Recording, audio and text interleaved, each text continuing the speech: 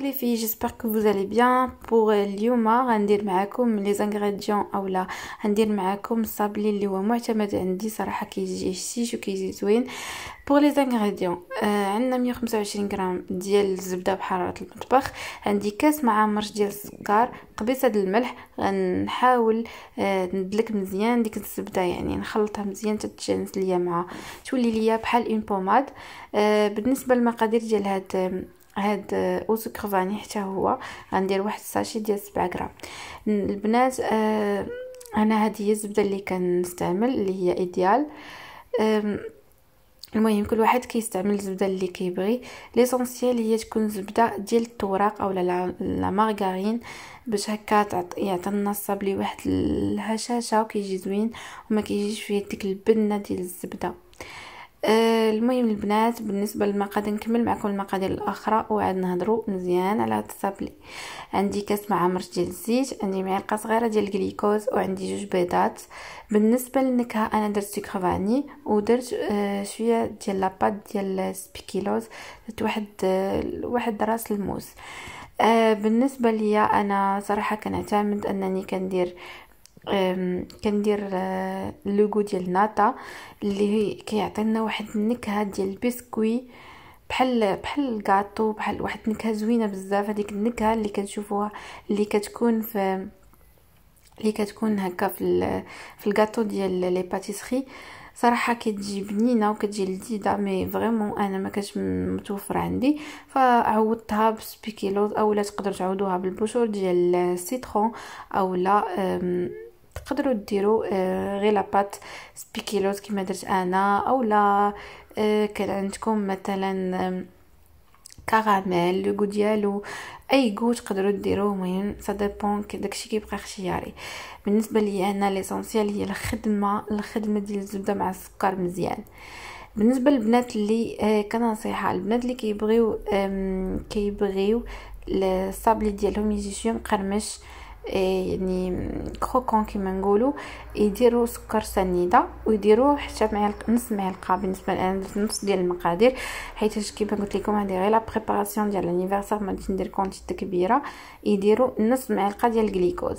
بالنسبه للبنات اللي ما كيبغوش الصابلي يكون يعني كروكون، يعني مقرمش، كتسمعي ديك القرمشه ديالو، يبغيوه يكون هكا يكون لذيذ وبنين وما يكونش يعني كروكون ديك الدرجه. كما قلت لكم اللي ما كيبغيش داكشي يديروا السكر غلاسي صافي. الى البنات اللي بغات المقادير ب 250 غرام ديال الزبده غنقولهم لكم بحال هكا. هنا البنات دلكت داكشي اللي عندي مزيان، زدت الزيت هي الاولى، ترجع ليكم اون بوماد. ابخي غادي نزيد هذوك 2 بيضات اللي عندي وغندلك مزيان تيرجع ليكم اون بوماد اونكور.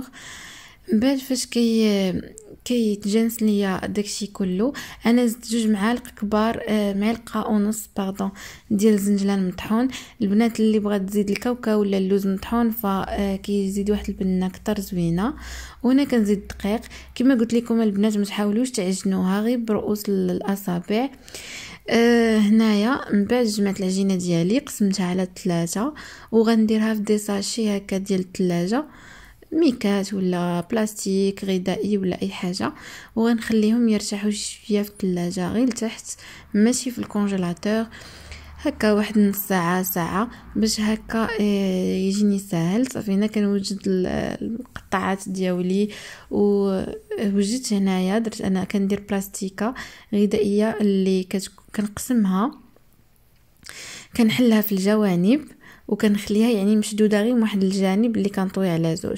صافي هنا غادي نحاول نورق اولا المهم نورق داك الصابلي ديالي وغادي نقطعو. المهم كلشي راه باين لكم في الصوره. البنات كنصيحه بالنسبه فاش المهم كتكملوا بداك يعني كتحطوهم في البلاطو، صافي كيبقى يعني العجينه داكشي اللي قطعنا. البنات ما تحاولوش تدلكوها اولا تجمعوها تردوها كره، لا تبقاو يعني بحال غير تجمعوها هكا بيديكم، يعني وحده فوق وحده فوق وحده صافي، ودلكوها بالدلاك صافي، يعني ماشي تدلكوها بيدكم ولا تجمعوها ككره اولا فهمتوا، يعني تسرحوها ماشي تدلكوها. صافي هكا تبقاو يعني تجمعوا حاجه بحاجه هكا غير بالميكا صافي كما كتشوفوا. المهم راه باين ليكم يعني ما تجمعوهاش هكا عبوزه، فهمتوا؟ يعني تردوا هذه على هذه على هذه صافي وتسرحوها بالدلاك صافي هكا البنات. باش شحال ما عجنتوا العجينه غادي تجيكم غد ديفورما ليكم في الفران، يعني ما غاديش تجيكم نفس الشكل. مثلا مدوره واحده غتجي لكم مدوره، واحده غتجي لكم شويه صغيره على الاولى، فهمتوا؟ صافي هنا خديت القطعه الثانيه اللي غادي ندير فيها حرف الجي صافي، وبقيت مكمله هكا كنرشم وكنحيد كنديرهم في الفوق. بالنسبه للفران، الفران انا كنسخنه على 180 درجه، كيسخن ليا مزيان. اون فوا كيسخن ليا كندخل الصني ديالي لاطه ديالي للفران، وغادي نقص الفران ل 120 حتى ل 100 درجه، ونخليه يطيب غير من التحت، يطيب على مهل صافي. اون فوا يطيب ليا لتحت غير هكا شويه الذهب نشعل عليه من الفوق. فاش نشعل عليه من الفوق غادي نخليه يتذهب لي على خاطرو. البنات الى زعما جهدتوا العافيه ديال الفران فتكونوا اكيد ان الصاب اللي غيجيكم لداخل ما طايبش ويجيكم ماشي كروكون بحال اللي مندي بحال اللي خضر بحال ما عرفتش كيفاش ندير نقول لكم. على داكشي خليوه يحمر بلاتي عليه، ما يتخطفش لونه، يجيكم من الفوق بحال اللي محروق والداخل ما طايبش. المهم البنات كما كتشوفون غادي نكمل بحال هكا ونتلاقاو. هنا البنات من بعد ما طاب لي الصابلي ديالي كما كتشوفوا اللون ديالو بارد يعني ذهبي، ما كنخليش يحمر ليا بزاف وما كنخليش بيض بزاف. صافي هنا خديت العجينه ديال الشوكولات اللي صايبتها معكم، غادي نخلي لكم ان شاء الله الفيديو الجاي غندير لكم فيه العجينه ديال الشوكولات ان شاء الله. تصيبوها في الدار يكون احسن، تعرفوا شنو فيها. انا كنفضل انني نستعمل عجينه الشوكولات على عجينه السكر، لانه السكر كيكون فيها بزاف عجينه السكر، اما عجينه الشوكولات فكتجي بنينه. هنا كما كتشوفوا جانا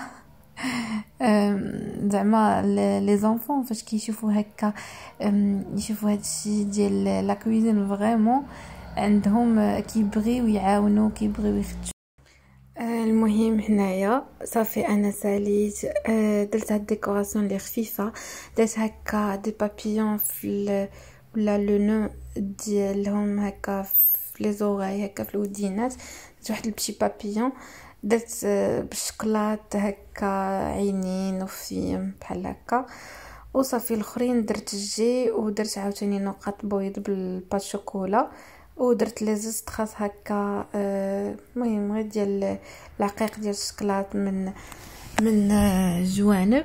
صافي كان ديكوراسيون اللي خفيفه كما قلت لكم بصراحه ما كيقدش الوقت.